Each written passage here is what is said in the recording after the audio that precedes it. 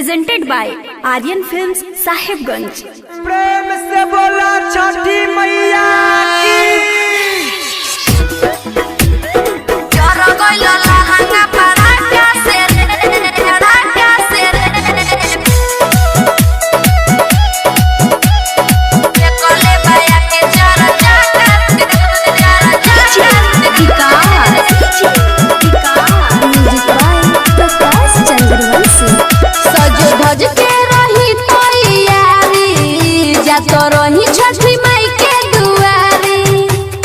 रही छठी माई के दुआरी, सज धज के रही तैयारी, जात रही छठी माई के दुआरी।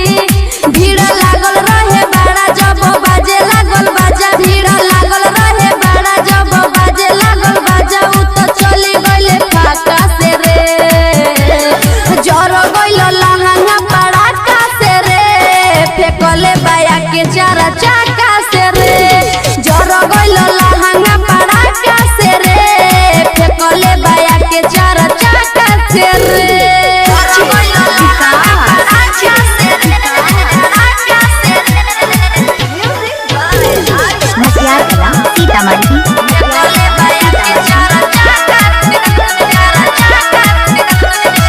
माथे पे धइले रहनी दौड़ा लचकौआ, संगे में रहे हमरा दीदी के बौआ।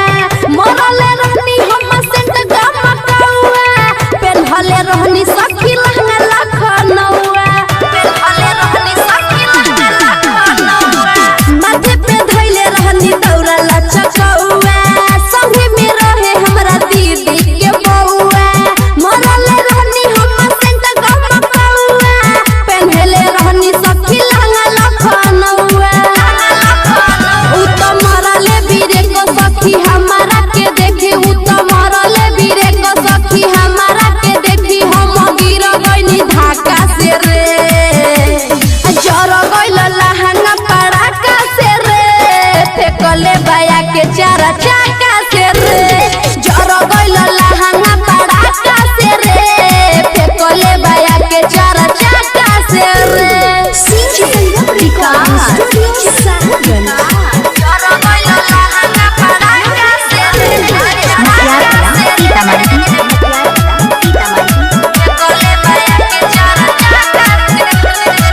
छने में भीड़ सब गइल बा जुट हो, सेव नारियल हमर गइल बा फुट हो।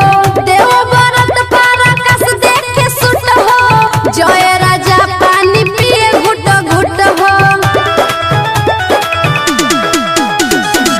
छने में लोग सब गइल बा जुट हो, सेव नारियल हमर गइल बा फुट हो।